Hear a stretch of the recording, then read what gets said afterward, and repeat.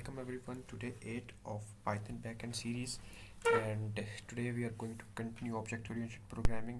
And last time हम characters of Mario वाली game के बारे में ऑब्जेक्ट ओरिएंटेड प्रोग्रामिंग के कुछ कॉन्सेप्ट्स देख रहे थे, तो उसी आइडिया को कंटिन्यू करते हैं। ऑब्जेक्ट ओरिएंटेड प्रोग्रामिंग के लिए हमारे पास सबसे पहले एक क्लास का होना ज़रूरी है, तो आज फिर स्क्रैच से एक नई क्लास लिखते हैं। अगेन कैरेक्टर की क्लास लिखते हैं, और इस कैरेक्टर के आज हम थोड़ा सा इसमें चेंजेस करते हैं। सबसे पहले हम बेस्ट प्रैक्टिसेस की बात करते हैं कि हमारे पास जब भी आप कोई क्लास क्रिएट करें या आप कोई फंक्शन क्रिएट करें, आपको उसकी डिस्क्रिप्शन लिखनी चाहिए, जिसको पाइथन में डॉक स्ट्रिंग्स कहते हैं। तो डॉक स्ट्रिंग्स देने के लिए आप 3 डबल कोट या 3 सिंगल कोट्स लगाते हैं, और आप कह सकते हैं कि ये जो है ये मेरी बेस क्लास है। तो मैं इसको कहता हूँ कि base character class in super Mario Bros game. तो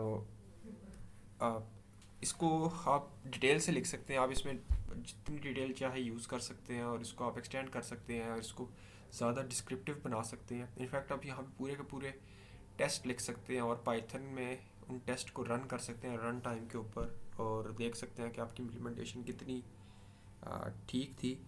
लेकिन हम इसको सिंपल रखते हैं और डॉक स्ट्रिंग यूज़ करते हैं। इसके बाद हमने कल देखा था कि हम पाइथन के अंदर डंडर इनिट का मेथड बनाते हैं, जो कि इनिशियलाइज़र के तौर पे काम करता है, और ये जो पहला आर्गुमेंट लेता है वो ये इंस्टेंस लेता है, जिसको हम सेल्फ कहते हैं। इस सेल्फ को दूसरी लैंग्वेजेस में दिस के नाम से यूज़ करते हैं, और इनफैक्ट पाइथन के अंदर आप इसको कुछ भी कह सकते हैं, आप इसको सेल्फ कहें या आपको दिस कहें, इससे फ़र्क नहीं पड़ता। लेकिन कन्वेंशन है कि हम सेल्फ यूज़ करते हैं। उसके बाद आप यहाँ पे जो इंस्टेंस के वेरिएबल्स हैं उनको बनाने के लिए, जिनको हम एट्रीब्यूट्स कहते हैं, आप सेल्फ डॉट आगे सिंटेक्स यूज़ करते हैं। सिंटेक्स आगे आप उस वेरिएबल का नाम लिखते हैं बेसिकली, ये सिंटेक्स यूज़ करते हैं। तो मैं यहाँ पे नेम का वेरिएबल लिखता हूँ, जिसको मैं एम्प्टी स्ट्रिंग रखता हूँ, और सेल्फ डॉट कलर का। अब लास्ट टाइम हम एक हाइट का वेरिएबल बना रहे थे, और अगर मैं उस हाइट के वेरिएबल को यहाँ पे डंडर इनिट के बाहर लिखूँ और उसकी वैल्यू असाइन करूँ, तो ये जो वेरिएबल है ये अब इंस्टेंस नहीं बल्कि ये क्लास वेरिएबल है। तो इस क्लास से जितने भी, बल्कि ये क्लास का अपना स्पेशल वेरिएबल है जो हर इंस्टेंस शेयर करेगी आपस में। इसको हम मज़ीद ज़रा डिटेल से देखते हैं। तो मैं यहाँ पे नेम और कलर के आर्गुमेंट्स पास करता हूँ, और इसको इधर तक ही रखते हैं। उसके बाद हम एक कैरेक्टर बनाते हैं मारियो का, और इसका नेम लिखते हैं मारियो, और कलर है इसका रेड, और लुइजी के लिए हमारे पास ग्रीन कलर है, और नाम है उसका लुइजी। तो अब अगर मैं प्रिंट करवाऊँ एफ स्ट्रिंग के अंदर मारियो डॉट हाइट, तो ये जो सिंटेक्स है एफ स्ट्रिंग के अंदर, ये जो चीज़ मैंने हाईलाइट किया ये भी प्रिंट करेगा, साथ इसकी वैल्यू स्पेस दे के खुद प्रिंट कर देगा। तो मैं मारियो की हाइट प्रिंट करवाता हूँ, फिर मैं लुइजी की हाइट प्रिंट करवाता हूँ, और लास्ट में मैं इस क्लास की हाइट प्रिंट करवाता हूँ, कैरेक्टर वाली क्लास की।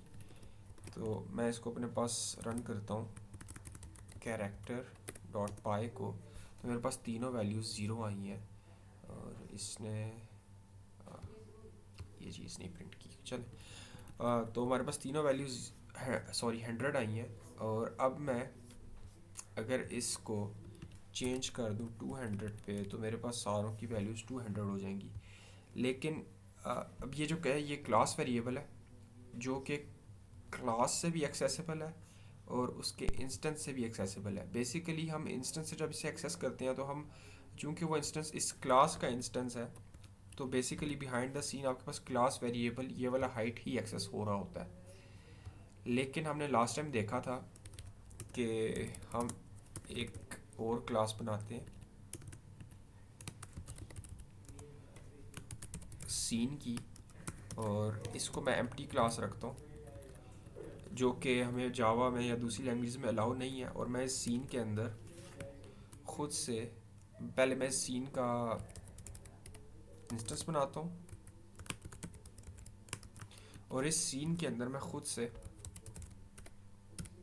एक एट्रीब्यूट डालता हूँ। सीन का नेम है फॉरेस्ट और मैं प्रिंट करवाता हूँ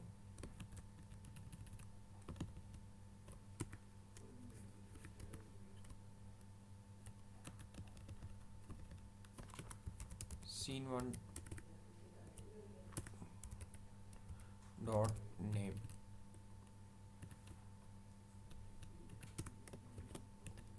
तो मेरे पास नाम आता है फॉरेस्ट, और बेसिकली ये जो नाम है, एक और काम करते हैं, मैं यहाँ पे प्रिंट करवाता हूँ डर और scene1, और यही लाइन मैं दोबारा प्रिंट करवाता हूँ।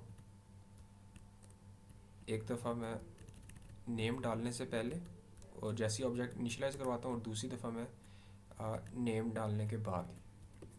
तो इसको रन करते हैं तो हमारे पास ना, यहाँ पे एक दफ़ा ये लाइंस भी ड्रॉ कर लेते हैं, तो हमारे पास आता है यहाँ पे, ये देखें कि हमारे पास यहाँ पे एक नेम आ रहा है और यहाँ पे वो नेम नहीं है। हमारे पास बहुत सारे डंडर मेथड्स हैं लेकिन हमारे पास नेम नहीं है।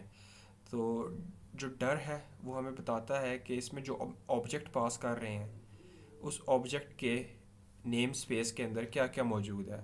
इसमें आपके पास सारे मेथड्स भी आते हैं, एट्रीब्यूट्स भी आते हैं, उसके अपने वेरिएबल्स, उसके अपने फंक्शंस, सब चीज़ें ना जो भी उस ऑब्जेक्ट से रिलेट करती हैं वो सब आपको शो होती हैं। तो अगर आपने किसी भी लाइब्रेरी का देखना हो कि लाइब्रेरी का अगर आप फंक्शन का नाम भूल जाएं या उसके मेथड का नाम भूल जाएं और आपने देखना हो कि उसके अंदर कौन कौन से मेथड्स अवेलेबल हैं, तो आप डर यूज़ करके उसको प्रिंट कर सकते हैं। तो आपको पता चल जाएगा उस लाइब्रेरी में कौन से या उस क्लास में कौन से वेरिएबल्स और कौन से मेथड्स अवेलेबल हैं। और वही काम मैं यहाँ पे कर रहा हूँ। जब मैं यहाँ पे scene1 को प्रिंट करवाता हूँ इनिशियलाइज़ करने के बाद, तो मेरे पास नेम नहीं है, लेकिन यहाँ पे जब मैं उसको दोबारा प्रिंट करवाता हूँ नेम डालने के बाद, तो मेरे पास नेम की वैल्यू आती है। तो behind the scene Python run time के ऊपर इस सिंटेक्स के थ्रू एट्रीब्यूट्स ऐड कर रही होती है। अब इसको समझाने का मकसद ये था कि अगर मैं यहाँ पे जो मेरे पास करेक्टर की क्लास है जिसमें मेरे पास क्लास वेरिएबल जो है वो हाइट है, इसको मैं किसी एक करेक्टर के लिए अगर चेंज कर दूँ, जैसे मैं यहाँ पे लिखता हूँ बिफोर चेंजिंग, और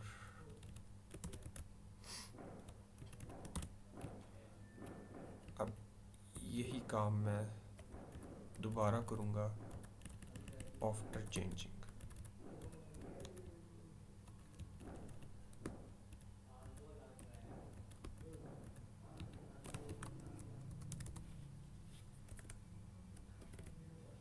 तो यहाँ पे हम चेंज करते हैं कि हम मारियो के थ्रू जो हमारे पास, ये देखें हम एक्सेस कर सकते हैं हाइट को, लेकिन कलर में वो मुझे सेल्फ डॉट कलर कह रहा है कि हम इंस्टेंस की बात कर रहे हैं। नेम में सेल्फ डॉट नेम है लेकिन हाइट के अंदर मुझे सिर्फ वो हाइट बता रहा है। तो खैर मैं इसकी हाइट जो है वो 100 करता हूँ मारियो की, और मैं दोबारा सारों की हाइट प्रिंट करवाता हूँ।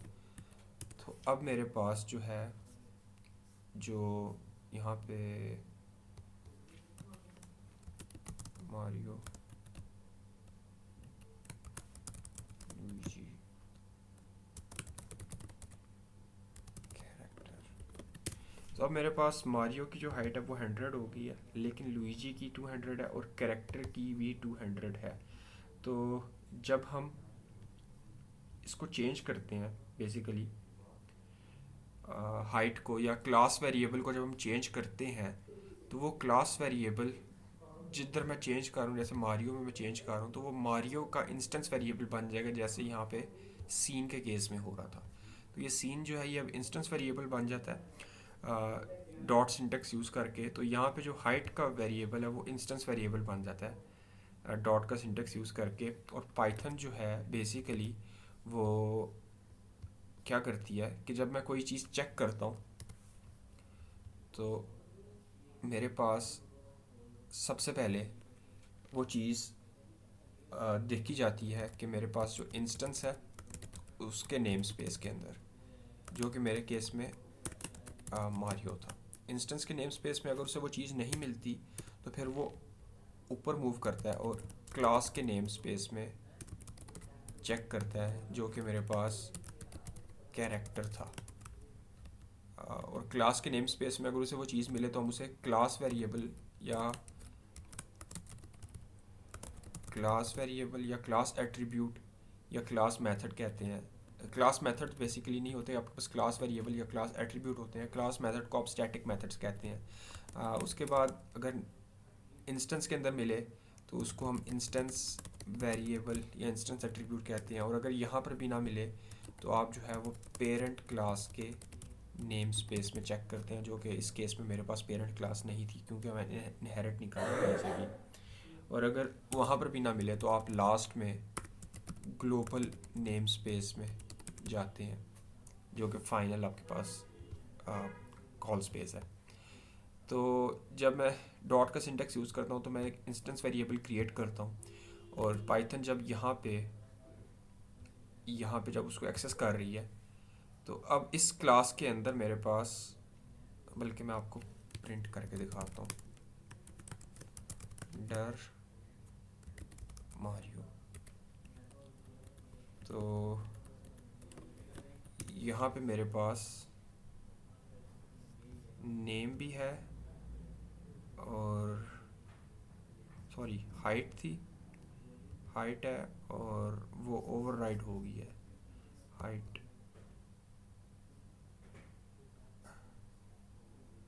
तो हाइट ओवरराइड हो गई है, तो क्लास की हाइट अब वो नहीं रही, अब वो क्लास के नेम स्पेस से उठ के इंस्टेंस के नेम स्पेस में आ गया, तो उसने उसको ओवरराइड कर दिया, वो नहीं दिखा रहा। तो आपके पास बेसिकली फिर इंस्टेंस के नेम स्पेस में वो चीज़ आ जाती है, तो फिर आपके पास वो इंस्टेंस एट्रीब्यूट बन जाता है।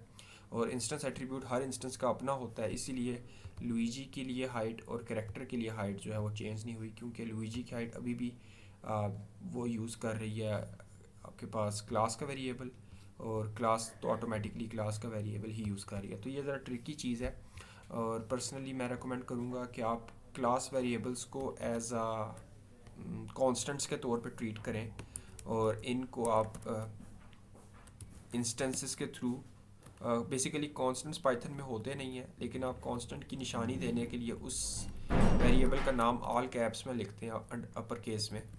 तो आप क्लास वेरिएबल्स को इंस्टेंस के बजाय आप क्लास मेथड के थ्रू चेंज करें तो वो बेहतर रहेगा। और हम आगे मूव करते हैं कि क्लास मेथड्स क्या होते हैं। अच्छा, यहाँ पे एक और चीज़ कि हमारे पास सीन के अंदर इनिट का मेथड नहीं है, डंडर इनिट, लेकिन हमारे पास सीन इनिशलाइज हो रहा है। तो बेसिकली जो डंडर इनिट है हमारे पास वो डंडर इनिट जो है वो तब हम यूज़ करते हैं जब हमने यहाँ पे हम डंडर इनिट के अंदर बेसिकली हम क्लास इंस्टेंस के एट्रीब्यूट्स बना रहे हैं, इंस्टेंस के वेरिएबल्स बना रहे हैं, और यहाँ पे डंडर इनिट नहीं है तो इसके इंस्टेंस वेरिएबल कोई नहीं है। तो डंडर इनिट का मकसद होता है कि आप इनिशियलाइज करें इंस्टेंस के वेरिएबल्स, क्योंकि दूसरी लैंग्वेजेस के अंदर ये जो तरीका है वेरिएबल बनाने का, वो क्लास वेरिएबल नहीं बनाता, वो इंस्टेंस वेरिएबल बनाता है। क्लास वेरिएबल बनाने के लिए आप उसे स्टैटिक करते हैं जावा के अंदर और C++ के अंदर, लेकिन पाइथन के अंदर क्लास वेरिएबल्स होते हैं वो क्लास बेसिकली डंडर इनिट से पहले बनते हैं, और इंस्टेंस वेरिएबल जो होते हैं वो डंडर इनिट के अंदर बनते हैं। लेकिन दूसरी लैंग्वेजेस में ऐसा नहीं है।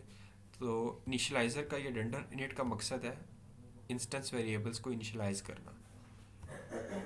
जो हमारे पास कंस्ट्रक्टर का कॉन्सेप्ट है, जो ऑब्जेक्ट क्रिएट करता है पहली दफ़ा, उसको पाइथन के अंदर डंडर न्यू कहते हैं, और ये behind the scene automatically create होता है और चलता है, और इसको हमें यूज़ नहीं करना पड़ता।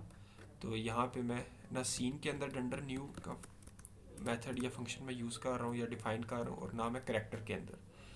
तो सीन में कुछ भी नहीं है, फिर भी हम इसका ऑब्जेक्ट बना सकते हैं कि बिहाइंड द सीन डंडर न्यू का जो मेथड है, जो यहाँ पे हमें शो भी हो रहा है डंडर न्यू, वो ऑटोमेटिकली पाइथन खुद कॉल करती है। पाइथन की वर्चुअल मशीन रन टाइम के ऊपर उसको खुद कॉल करती है। तो हम आगे चलते हैं अपने स्टैटिक वेरिएबल्स की तरफ, और सॉरी स्टैटिक मेथड्स की तरफ। हमने स्टैटिक वेरिएबल देखे हैं जिनको हम क्लास वेरिएबल्स कहते हैं। अब हम देखते हैं क्लास मेथड्स और स्टैटिक मेथड्स। पाइथन के अंदर दोनों चीज़ें हैं, स्टैटिक मेथड भी हैं और क्लास मेथड भी हैं। तो हम यहाँ पे क्लास मेथड देखते हैं और स्टैटिक मेथड देखते हैं। तो क्लास मेथड के लिए मेरे पास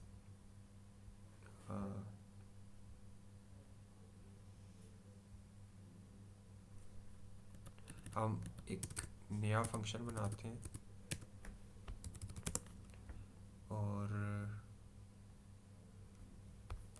यहाँ पे ना हम हाइट चेंज करने की एग्जांपल को देखते हैं हाइट्स के साथ। तो हाइट, तो मैं यहाँ पे एक मेथड बनाता हूँ चेंज हाइट। अब हाइट जो है वो क्लास वेरिएबल है। चेंज हाइट से पहले मैं गिव या करंट हाइट का मेथड बनाता हूँ, और ये रिटर्न करेगा मेरे पास हाइट, क्लास की हाइट, या ये प्रिंट कर देगा एफ स्प्रिंग।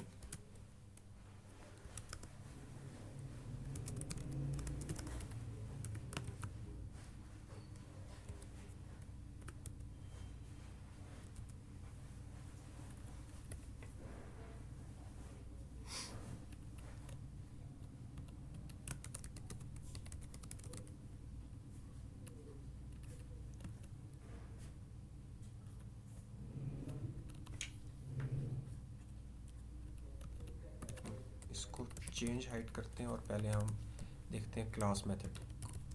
तो क्लास मेथड बनाने के लिए आप क्लास मेथड का डेकोरेटर यूज़ करते हैं किसी भी मेथड के ऊपर।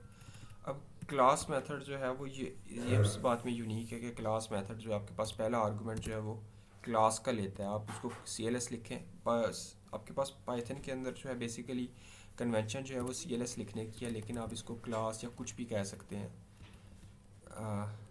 क्लास तो कीवर्ड है, क्लास का कीवर्ड मैं यूज़ नहीं कर सकता, तो इसलिए हम CLS यूज़ करते हैं।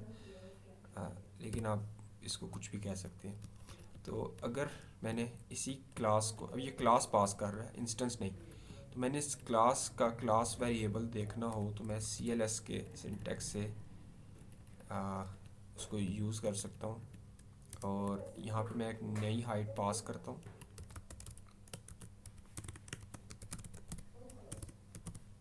और यहाँ पे लिखता हूँ CLS dot height equal new height, और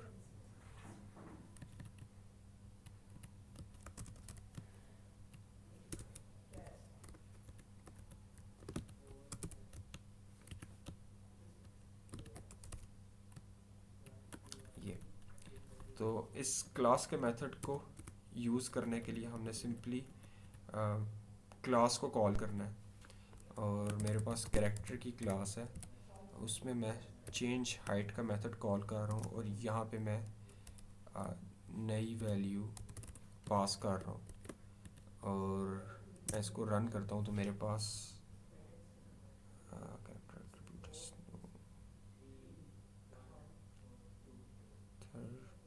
30। अच्छा,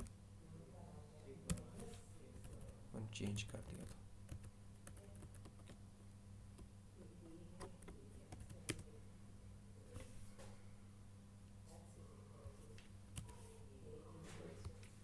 वो एट्रीब्यूट एट्रीब्यूट के नाम चेंज हो गए हैं बेसिकली। तो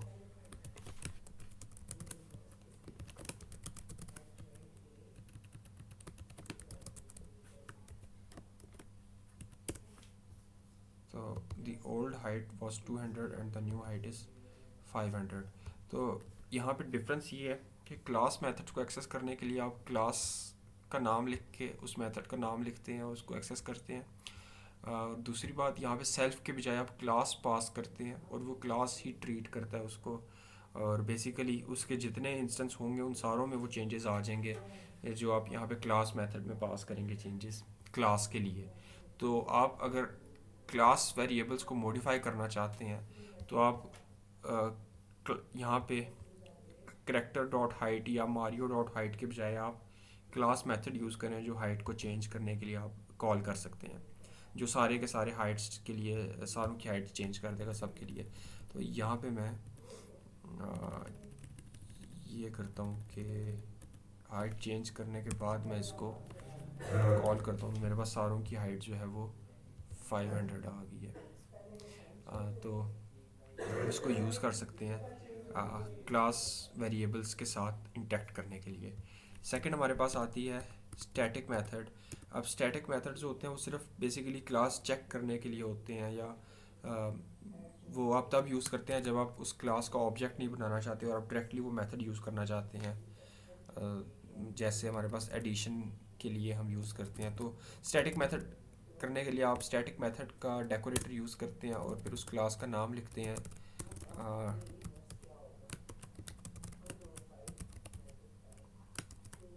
और यहाँ पे आप उसके बारे में कुछ लिखते हैं कि this method is a static method of character class. तो स्टैटिक मेथड को आप डायरेक्टली कॉल कर सकते हैं बगैर इंस्टेंस बनाए, जैसे आप क्लास मेथड को करते हैं, लेकिन क्लास मेथड को आप यूज़ करते हैं क्लास वेरिएबल्स को चेंज करने के लिए, और स्टैटिक मेथड को आप यूज़ करते हैं सिर्फ उस मेथड को कॉल करने के लिए। और यहाँ पे फ़र्क किया दोनों में कि एक जो इंस्टेंस के जो मेथड होते हैं वो पहला आर्गुमेंट सेल्फ लेते हैं, जैसे यहाँ पे डंडर निट है, और यहाँ पे हम एक और मेथड बना लेते हैं डेफ वॉक का, और यहाँ पे हम सेल्फ डॉट एक्स और सेल्फ डॉट वाई की वैल्यू लेते हैं जो हमारे एक्स और वाई कोऑर्डिनेट्स होंगे, और हम वॉक करने के लिए अब ये चूँकि इंस्टेंस का मेथड है तो ये पहला आर्गुमेंट सेल्फ लेगा और दूसरा आर्गुमेंट ये एक्स और वाई ले सकता है, या न्यू एक्स और न्यू वाई, और लिख सकते हैं self dot x is equal to new x, self dot y equals new y, और यहाँ पे कॉलन। तो बेसिकली ये जो मेथड है ये इंस्टेंस का मेथड है, और ये पहला आर्गुमेंट हमेशा सेल्फ लेगा, जो कि मारियो के केस में मारियो होगा और लुइजी के केस में लुइजी होगा।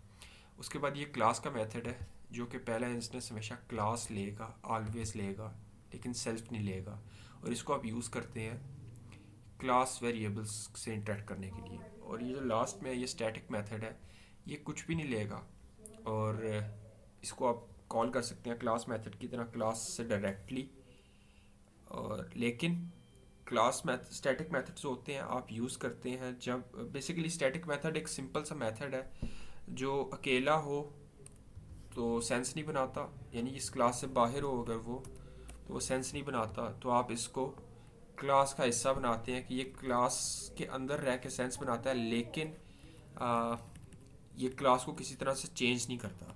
तो स्टैटिक मेथड का जो यूज़ है प्रैक्टिकली वो काफ़ी कम होता है अगर हम डिस्कस करें इसको। तो स्टैटिक मेथड जो है वो ज़्यादा यूज़ नहीं होते, आप बेसिकली तभी इसको यूज़ करते हैं जब आपने ना किसी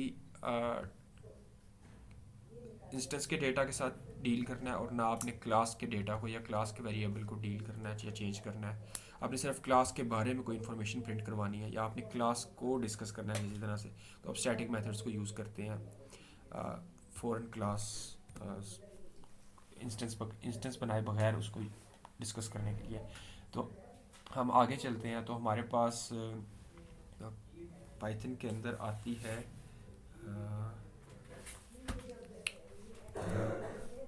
इनहेरिटेंस। तो अब हम मारियो की कैरेक्टर बनाने के बजाय हम मारियो की अपनी क्लास बनाते हैं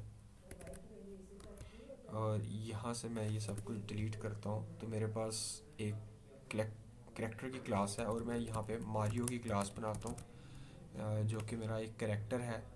तो जो इनहेरिट करेगा अपनी पेरेंट क्लास से। तो इनहेरिटेंस के लिए आप क्लास का कीवर्ड यूज़ करते हैं, उस क्लास का नाम लिखते हैं और ब्रैकेट के अंदर उसकी पेरेंट क्लास का नाम लिखते हैं जो कि मेरे पास है कैरेक्टर। तो अब ये जो है मारियो, ये मेरे पास एक फुल फ्लेज कैरेक्टर है और मैं जो कैरेक्टर के Mario 1 is equal to Mario, और जिस तरह मैं कैरेक्टर के नेम और कलर पास कर रहा था, यहाँ पे मैं मारियो का भी नेम और कलर पास करूँगा। तो और इस इंफॉर्मेशन को मैं प्रिंट करवा दूँगा।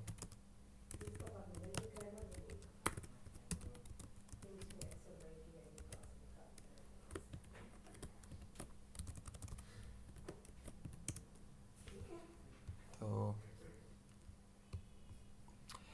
हम इसको थोड़ा सा आगे डिस्कस करें तो बेसिकली हमारे पास जो कैरेक्टर की क्लास है उस मारियो उसकी चाइल्ड क्लास है, ये सब क्लास है, और कैरेक्टर जो है इसकी पेरेंट क्लास या सुपर क्लास है। तो हमारे पास जब हमने मारियो क्रिएट किया है तो मारियो के अंदर कोई इनिशियलाइज़र नहीं है, रेंडर इनिट का मेथड कोई नहीं है। तो मारियो ऑटोमेटिकली कैरेक्टर के अपने पेरेंट क्लास के रेंडर इनिट को कॉल करेगा और जो जो वो आर्गुमेंट्स ले रहा है या जो जो वो वैल्यूज़ लेता है जिसमें नेम और कलर है, तो मारियो भी वही एक्सेप्ट करेगा। अगर मारियो की क्लास में बाय डिफ़ॉल्ट हम इनिशियलाइज़र नहीं रखते तो उसकी पेरेंट क्लास जो कि कैरेक्टर है उसका इनिशियलाइज़र कॉल होता है। लेकिन अगर हम यहाँ पे इनिशियलाइज़र पास कर दें या इनिशियलाइज़र बना दें रेंडर इनिट सेल्फ, और यहाँ पे मैं एक नई चीज़ लेता हूँ जो कि आ सकती है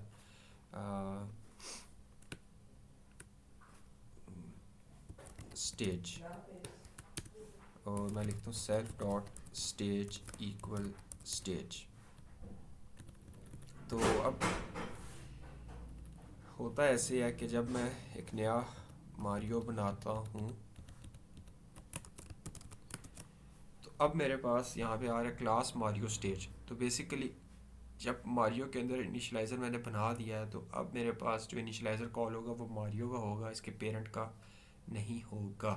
तो यहाँ पे मैं सिर्फ स्टेज पास कर सकता हूँ क्योंकि मेरा मारियो का इनिशियलाइज़र सिर्फ स्टेज लेता है और मैं इसको वैल्यू देता हूँ 1 की, और मैं यहाँ पे नेम और कलर प्रिंट करवाने की कोशिश करता हूँ तो मेरे पास एरर आएगा कि आपके पास मारियो का नेम नहीं है और मारियो का कोई कलर नहीं है। वो तो कैरेक्टर का नेम और कैरेक्टर का कलर था, लेकिन मारियो के अंदर तो स्टेज का जो इनिशियलाइज़र है वो सिर्फ स्टेज को इनिशियलाइज़ कर रहा है। तो मारियो के पास नेम और कलर के वेरिएबल्स नहीं है, सिर्फ स्टेज का वेरिएबल है। तो अगर मैं यहाँ पे इसको ओमिट कर दूँ या कमेंट आउट कर दूँ तो मेरे पास यहाँ पे दोबारा जो है वो नेम और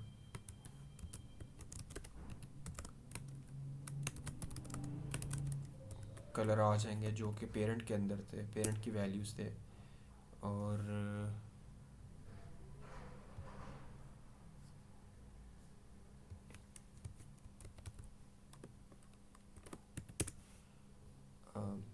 लेकिन अगर मैं इनिशियलाइज़र डिफ़ाइन कर दूं तो उसके बाद मेरे पास हमेशा उस चाइल्ड क्लास का इनिशियलाइज़र कॉल होगा और पेरेंट का इनिशलाइज़र कॉल नहीं होगा। यहाँ पे मैं अगर ये तरीका दोबारा करने की कोशिश भी करूँ तो मेरे पास दोबारा एरर आएगा कि ये मारियो वन और मारियो डार्क रेड जो आप दे रहे हैं उसमें हमारे पास सिर्फ यहाँ पे स्टेज का वेरिएबल है। तो मारियो वन चूँकि पाइथन में डायनामिक टाइपिंग है तो स्टेज चूँ ऑलमोस्ट न्यूमेरिकल होनी चाहिए थी, लेकिन स्ट्रिंग भी पास हो सकती है क्योंकि डायनामिकली टाइप लैंग्वेज है पाइथन। लेकिन जो दूसरा आर्गूमेंट है उसको रखने की जगह नहीं होगी, तो मेरे पास जो है आर्गूमेंट मिसमैच का टाइप एरर आ रहा है। तो अगर मैं चाहता हूँ कि तो अगर आप चाइल्ड क्लास का इनिशलाइज़र डिफ़ाइन करते हैं तो पेरेंट का इनिशलाइज़र कॉल नहीं होगा बाय डिफ़ॉल्ट, जो कि डिफरेंट है बाकी ऑब्जेक्ट ओरिएंटेड प्रोग्रामिंग लैंग्वेजेस से। तो अगर आप उसको भी कॉल करवाना चाहते हैं तो आपको दो तरीके हैं कि आप या तो इनको भी डिफ़ॉल्ट वैल्यू दे दें नेम और कलर की,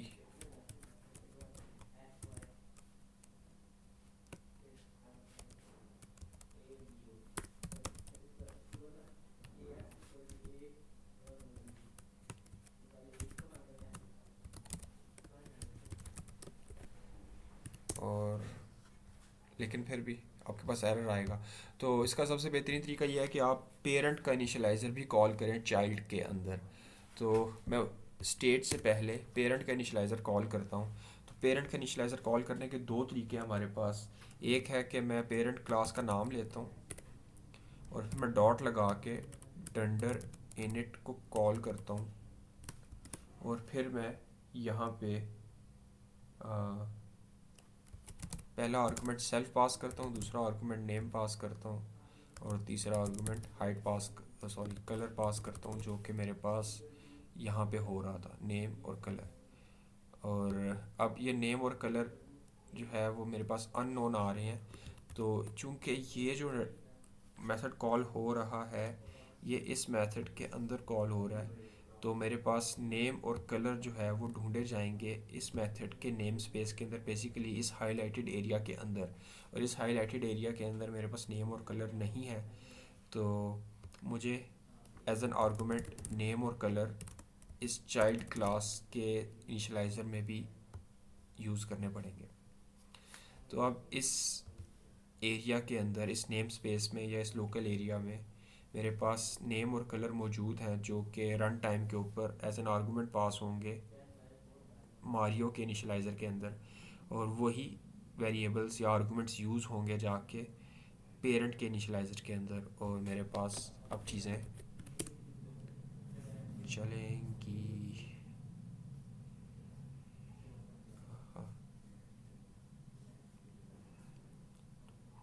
कलर अब बेसिकली यहाँ पे मैंने स्टेज का वेरिएबल नहीं पास किया, तो स्टेज है मेरे पास 1। तो या अब मेरे पास चीज़ें चल रही हैं। तो एक तरीका ये है। दूसरा तरीका ये है कि आप सिंपली सुपर का कीवर्ड यूज़ करें और पेरेंट को कॉल करें, लेकिन सुपर का जो कीवर्ड अगर आप यूज़ करते हैं तो फिर पहला आर्गूमेंट सेल्फ नहीं होगा, सेल्फ ऑटोमेटिकली कॉल हो जाएगा। तो आपको सिर्फ नेम और कलर यूज़ करना पड़ेगा। तो टाइप नॉट str, तो हाँ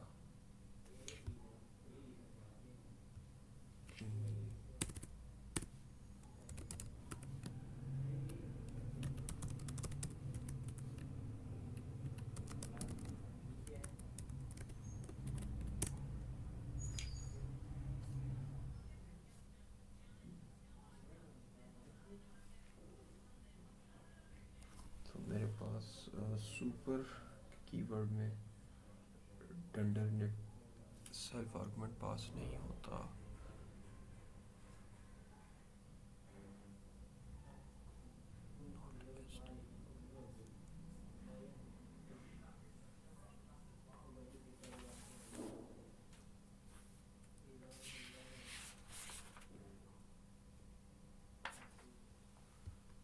तो सुपर आर्गूमेंट एक सेकंड,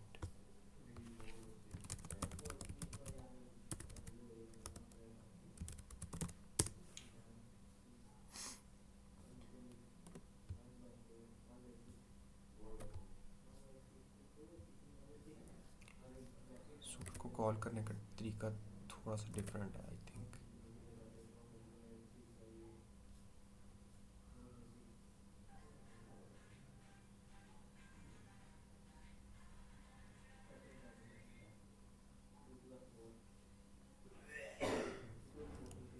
डंडर इनिट यूज़ करना पड़ेगा फिर भी, नॉट डंडर इनिट और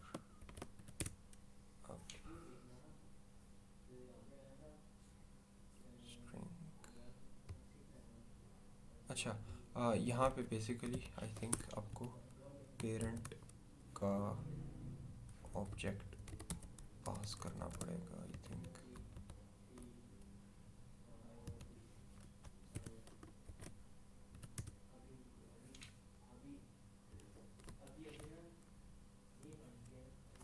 तो चले इसको मैं बाद में देख के बताऊँगा। तो आप जो है डंडर इनिट के थ्रू भी ये कॉल कर सकते हैं पेरेंट का इनिशियलाइज़र। तो सुपर का सिंटैक्स यहाँ पे प्रॉब्लम आ रही है कि मेरे पास टाइप कास्टिंग का इशू आ रहा है। तो हाँ, तो आपके पास इनहेरिटेंस इस तरह काम करती है बेसिकली, और मेथड्स के लिए भी सेम है मेरे पास। मैं मारियो के मेरे पास यहाँ पे है वॉक का मेथड, तो मैं वॉक के मेथड को एज इट इज़ यूज़ कर सकता हूँ। मेरे पास वॉक का मेथड जो है वो वैल्यूज़ चेंज करता है सिर्फ, और यहाँ पे ना मैं एक प्रिंट स्टेटमेंट भी यूज़ कर देता हूँ कि एफ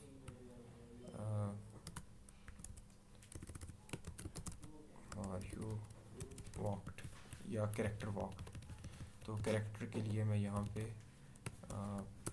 यूज़ करूँगा सेल्फ डॉट नेम। तो यहाँ पे हम कॉल करते हैं मारियो वन डॉट वॉक को, और मेरे पास आता है न्यू एक्स और वाई की वैल्यू 1 और 1, और मेरे पास आता है कि मारियो वन वॉकड। तो आपके पास ऑटोमेटिकली मारियो वन के पास कैरेक्टर का जो था मेथड वॉक का वो आ गया था, और ये जो रूल है ये अप्लाई नहीं होता आपके पास क्लास मेथड्स के ऊपर, या class method change height check करते हैं 10, और मेरे पास क्लास मेथड के ऊपर भी होता है, तो स्टैटिक मेथड के ऊपर भी होता है। आपके पास स्टैटिक मेथड जो है टॉक अबाउट क्लास, और आप इसको भी कॉल कर सकते हैं। तो बेसिकली आप इनहेरिटेंस को सिंपल इसी तरह यूज़ कर सकते हैं, लेकिन यहाँ पे आप सुपर का कीवर्ड भी यूज़ कर सकते हैं और डंडर इनिट के थ्रू भी कॉल कर सकते हैं, और बाकी आपकी इनहेरिटेंस ऐसे ही चलती है। लेकिन पाइथन जो है वो आपके पास मल्टीपल और मल्टी लेवल इनहेरिटेंस दोनों को फॉलो करती है, जो कि बाकी लैंग्वेजेस के अंदर यूजुअली अवॉइड किया जाता है, ख़ासतौर पर जावा पे। तो आपके पास पाइथन के अंदर आपके पास एक क्लास हो सकती है पेरेंट की, उसके आपके पास चाइल्ड हो सकते हैं, चाइल्ड 1, चाइल्ड 2 और चाइल्ड 3, और उसके आपके पास ग्रैंड चाइल्ड हो सकते हैं, ग्रैंड चाइल्ड 1। और ग्रैंड चाइल्ड 1 जो है वो चाइल्ड 1 से और अदर से इनहेरिट करता है, और ये आपके पास चाइल्ड 1 जो है वो पेरेंट से इनहेरिट करता है। तो आपके पास मल्टी लेवल भी इनहेरिटेंस चलती है कि आपके पास ग्रैंड चाइल्ड 1 पेरेंट से भी इनहेरिट करता है चाइल्ड 1 के थ्रू, चाइल्ड 1 से इनहेरिट करता है डायरेक्टली, और एक और क्लास से इनहेरिट करता है जिसका नाम अदर है। तो आपके पास मल्टी लेवल और मल्टीपल इनहेरिटेंस भी चलती है। आप अगर के पास यहाँ पे अगर मैं सीन की क्लास को ही यूज़ करूँ एज अ स्टेज, तो मैं यहाँ पे कोमा लगा के सीन लिख सकता हूँ, और सीन के अंदर हम एक सिंपल सा इनिशियलाइज़र लगाते हैं, जो कि यहाँ पे अब मेरे पास डंडर इनिट का तरीका जो है वो ज़्यादा फ़ायदा देगा मुझे। तो मैं यहाँ पे डेफ डंडर इनिट सेल्फ नेम और लेवल, या सेल्फ और लेवल या स्टेज के तौर पे इसको यूज़ करता हूँ, और self dot stage equals stage. तो मैं यहाँ पे एक और आर्गुमेंट जो स्टेज था वो मैं पास करता हूँ सीन के रेंडरनेट वाले मेथड को ऐसे। सो अब मैं अगर मारियो के अंदर स्टेज चेक करूँ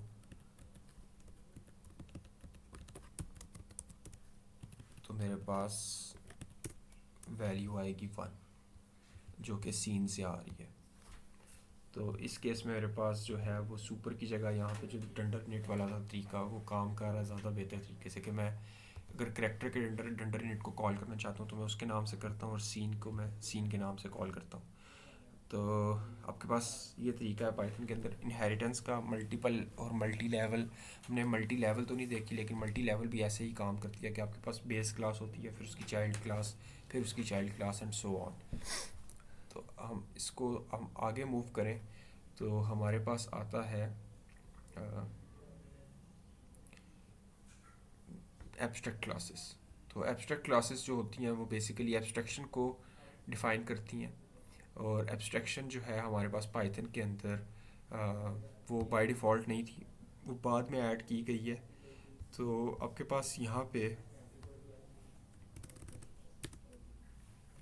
हम एब्स्ट्रैक्शन के लिए फ्रॉम abc import abc और एब्स्ट्रैक्ट मेथड ये लिखते हैं।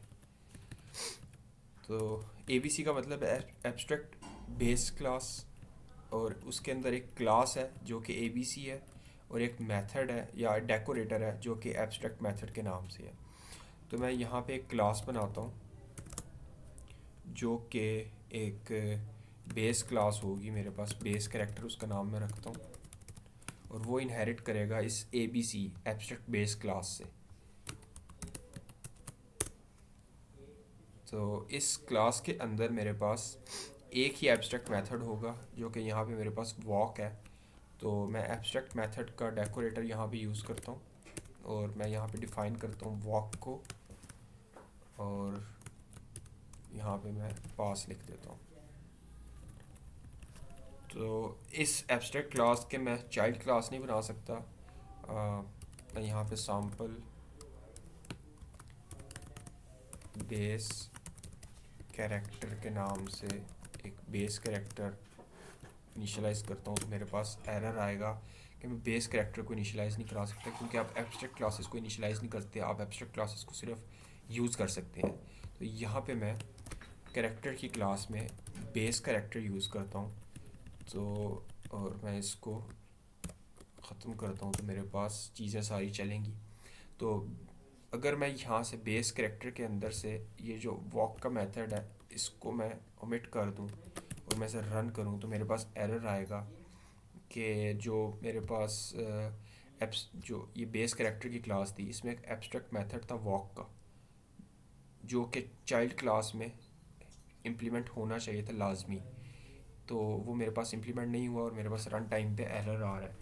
तो आप जो है इस तरह जो है बेसिकली एब्स्ट्रैक्शन को यूज़ कर सकते हैं अपने पास पाइथन में। लास्ट में हमारे पास आती है पॉलीमॉर्फिज्म, और पॉलीमॉर्फिज्म हमारे पास दो तरह के होते हैं। हमारे पास एक है रन टाइम पॉलीमॉर्फिज्म, जो कि हम ओवरलोडिंग के थ्रू अचीव करते हैं। आप इसमें जो है प्री डिफाइंड आर्गूमेंट्स पास करते हैं, लेकिन उनकी टाइप्स डिफरेंट होती हैं। और आपके पास कंपाइल टाइम पॉलीमॉर्फिज्म है जिसको हम ओवर राइडिंग का नाम देते हैं। इसमें आप एनी नंबर ऑफ आर्गूमेंट्स या वेरिएबल आर्गूमेंट्स पास कर सकते हैं, लेकिन उनकी जो टाइप्स हैं वो सेम होती हैं जो आपने डिक्लेयर की थी। लेकिन बेसिकली पाइथन के अंदर सेम टाइप जैसी कोई चीज़ नहीं है क्योंकि डायनामिक टाइप्स हैं। तो आप ओवरराइडिंग में भी ओवरलोडिंग का इफेक्ट ले सकते हैं, लेकिन मैं रेकमेंड नहीं करता क्योंकि फिर चीज़ें जो हैं वो हैंडल नहीं होती। तो हम यहाँ पे ओवरलोडिंग से पहले हम ओवर राइडिंग को देखते हैं कि वेरिएबल आर्गूमेंट्स हम कैसे पास कर सकते हैं। तो पाइथन के अंदर बेसिकली ओवर राइडिंग का तरीका जो है उसको हम अनपैकिंग कहते हैं, जो कि मैं इस क्लास के सिंटेक्स से हट के बात करता हूँ। एक सिंपल फंक्शन को हम ओवर राइड करते हैं। तो मेरे पास क्लासिकल एग्जांपल ऐड का फंक्शन है, जो कि मेरे पास दो नंबर लेता है और उनको ऐड करता है। तो मैं जो है रिटर्न कर देता हूँ num1 प्लस num2, और मैं यहाँ पे ऐड को कॉल करता हूँ 2 और 3 के साथ, और मैं इस आंसर को प्रिंट करवाता हूँ। अगेन मैं ट्राई करता हूँ मेरे पास जो है वो सिंटेक्स चलता है कि नहीं चलता। तो नहीं, अच्छा, तो मैं इसको कॉल करता हूँ और मैं उसको प्रिंट करवाता हूँ, तो मेरे पास 5 आता है। अगर मैं नंबर 3 यूज़ करना चाहूँ तो फिर मुझे एक नया आर्गुमेंट बनाना पड़ेगा नंबर 3, और उसको यहाँ पे भी लिखना पड़ेगा ऐड करके नंबर 3, और उसको यहाँ पे कॉल करना पड़ेगा एक नए आर्गुमेंट के साथ। और अगर मैं इसमें से एक आर्गुमेंट ओमिट करता हूँ तो मेरे पास एरर आता है, जिसको मैं रिजॉल्व कर सकता हूँ डिफ़ॉल्ट आर्गुमेंट्स के साथ। तो आप जो है ये तरीका फॉलो कर सकते हैं, लेकिन ये तरीका जो है स्केलेबल नहीं है आपके पास। बेसिकली आपके पास चेंजेस को डील नहीं करता प्रॉपर तरीके से। तो इसके लिए आप क्या कर सकते हैं कि आप एक लिस्ट बना सकते हैं नंबर्स की, और उस लिस्ट के अंदर आप अपने जितने भी नंबर्स हैं उनको रख सकते हैं, और वो लिस्ट यहाँ पे आप पास कर सकते हैं।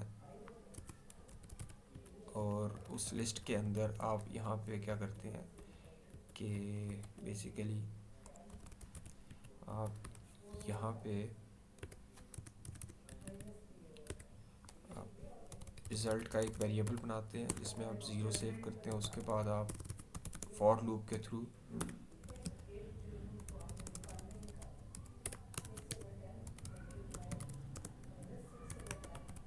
प्लस कर सकते हैं नंबर को, और फिर रिटर्न कर सकते हैं रिज़ल्ट को। तो आपको, लेकिन ये तरीका काम करता है, लेकिन ये तरीके के लिए आपको पहले फिर एक लिस्ट बनानी पड़ेगी और उसमें वैल्यूज़ पास करनी पड़ेंगी लिस्ट की तरह। तो यहाँ पे मैं वो नम्स की जो लिस्ट है वो यहाँ पे पास करता हूँ, तो मेरे पास आंसर आ जाता है 15। लेकिन अगर आप इसमें बेसिकली आप एक जुगाड़ लगा रहे हैं, आप नम्स की लिस्ट बना रहे हैं और उसमें पास कर रहे हैं, लेकिन अगर यहाँ पे मेरे पास फिर भी आर्गुमेंट जो है वो एक ही है और वो एक लिस्ट की टाइप है, तो इसको ओवरकम करने के लिए हमारे पास अनपैकिंग आई है पाइथन में, जिसको हम बेसिकली सिंपल हम कहते हैं कि यहाँ पे कोई भी नंबर ऑफ आर्गुमेंट्स हो सकते हैं। हम उसका कोई नाम नहीं रखते, हम उनको आर्ग्स कहते हैं। और अगेन ये कन्वेंशन है पाइथन में, आप इसको चेंज कर सकते हैं, आप इसको कुछ भी कह सकते हैं। जिस तरह हमने नंबर्स लिखे थे वो नंबर्स लिख सकते हैं, लेकिन आर्ग्स जो है वो बेसिकली लोग इसको कन्वेंशन बना के फॉलो करते हैं। तो आप नंबर्स लिख सकते हैं, उसके बाद आपने इन नंबर्स को खोलना है, अनपैक करना है और इनको अपने पास यूज़ करना है। तो आपके पास बेसिकली हमारे पास आर्ग्स का जो सिंटैक्स है वो, एक सेकेंड, यहाँ पे आपने स्टार लगाना है। तो रन टाइम के ऊपर आप इसमें जितने भी आर्गुमेंट्स पास करेंगे वो सारे अनपैक होंगे। तो स्टार का जो आर्गुमेंट है वो स्टार का जो मेरे पास ऑपरेटर है वो आर्गुमेंट्स को अनपैक करता है, और मेरे पास इसी तरह रिज़ल्ट बाकी कोड सेम रहेगा। यहाँ पे मैं मल्टीपल आर्गुमेंट्स रन टाइम के ऊपर पास करता हूँ और मेरे पास आंसर आता है। और अगर मैं एक आर्गुमेंट भी पास करता हूँ तो भी मेरे पास आंसर आता है 1। तो basically behind the scene Python क्या करती है कि ये सारे आर्गुमेंट्स लेती है और इनको अनपैक करके एक ट्यूपल बनाती है, और मैं उस ट्यूपल में से लूप कर रहा हूँ, और मैं उसके रिज़ल्ट को या हर ट्यूपल के एलिमेंट को रिज़ल्ट के अंदर अपेंड कर रहा हूँ या ऐड कर रहा हूँ, और मैं उसको रिज़ल्ट को फिर वापस कर रहा हूँ। तो आप यहाँ पे मल्टीपल आर्गूमेंट्स पास कर सकते हैं आर्ग्स के सिंटेक्स से, और पाइथन जो है इसको एक्सेप्ट करती है।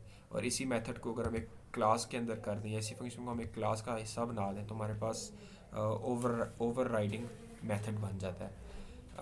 पाइथन जो है इससे एक स्टेप आगे जाती है कि आप फ़र्ज़ करें कि यहाँ पे नंबर्स के बजाय आप एक प्रिंट कलर्स का फंक्शन बना रहे हैं, और वो कुछ कलर्स लेते हैं आपसे, या फिर कलर से बेहतर है कि हम यहाँ पे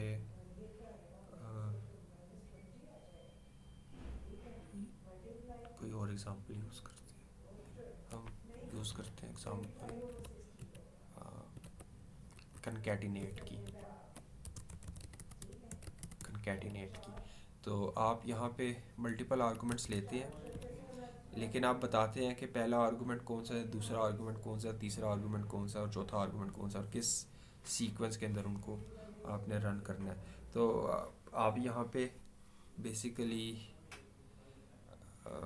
जब आप इसे कॉल कर रहे हैं कंकैटिनेट के मेथड को या कंकैटिनेट के फंक्शन को, तो आप यहाँ पे लिखते हैं कि पहला जो है मेरे पास आर्गुमेंट वो है पाइथन, जो दूसरा आर्गुमेंट है वो है इस, और जो तीसरा आर्गुमेंट है वो है डिफरेंट।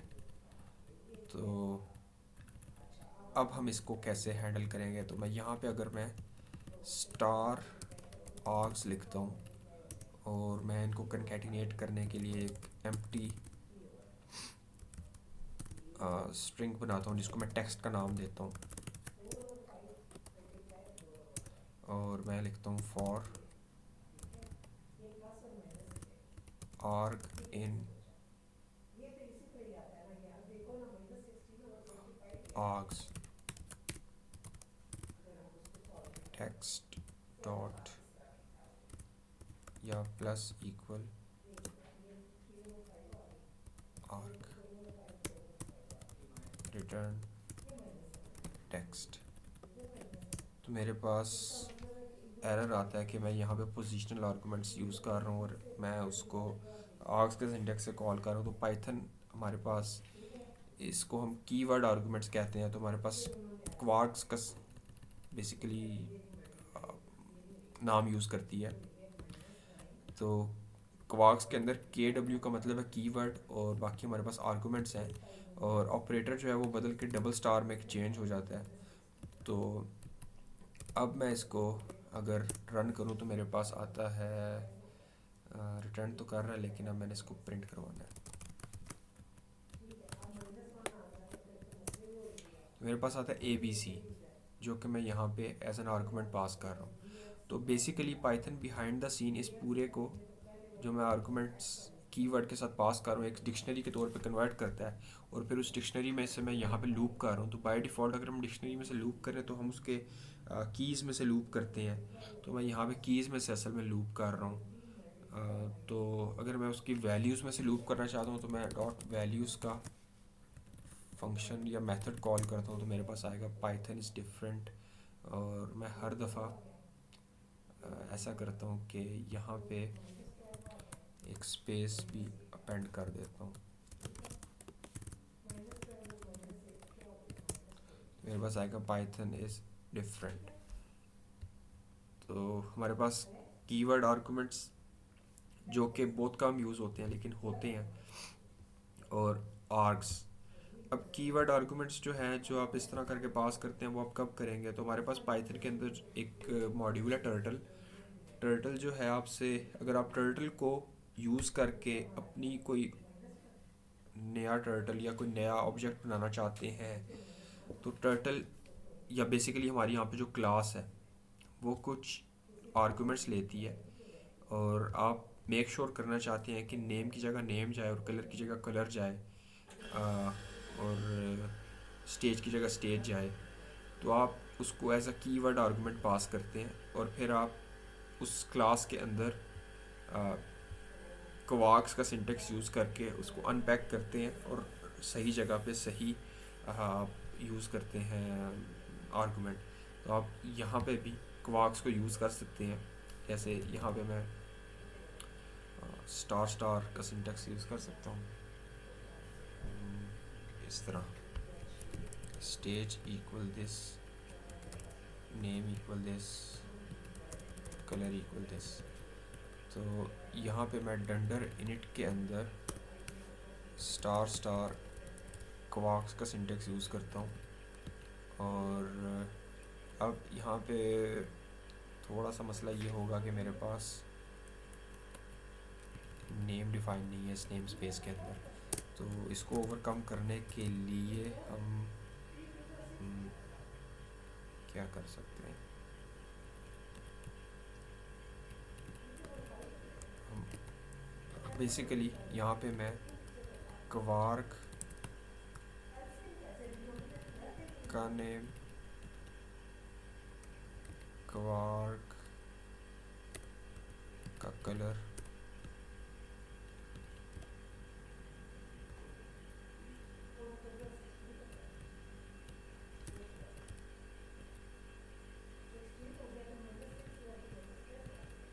और क्वार्क्स की स्टेज,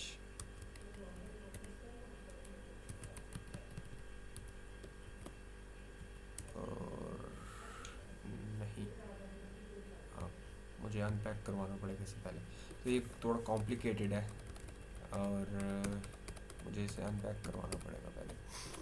तो आप इस सिंटेक्स को यूज़ कर सकते हैं, लेकिन अगेन आप कीवर्ड आर्गुमेंट्स इतने नहीं यूज़ करेंगे जितने आप ये आर्ग्स यूज़ करेंगे। और अगर आपने सारा यूज़ करना हो तो इसका ऑर्डर ही होता है कि आप एक फंक्शन बनाते हैं और उस फंक्शन में सबसे पहले आप डिफ़ॉल्ट आर्गुमेंट्स बेसिकली आप पोजिशनल आर्गुमेंट्स रखते हैं, उसके बाद आप डिफ़ॉल्ट आर्गुमेंट रखते हैं, उसके बाद आप स्टार आर्ग्स रखते हैं और उसके बाद आप स्टार कीवर्ड आर्गुमेंट्स रखते हैं। तो आपके पास ये फंक्शन डेफिनेशन एक्यूरेट है। अपने इससे ज़्यादा पाइथन में डिफरेंट टाइप ऑफ आर्गुमेंट्स नहीं होते। सबसे पहले आपके पास पोजिशनल, उसके बाद कीवर्ड आर्गुमेंट्स, उसके बाद स्टार आर्ग्स और फिर star star quarks. So that's it everyone, thank you.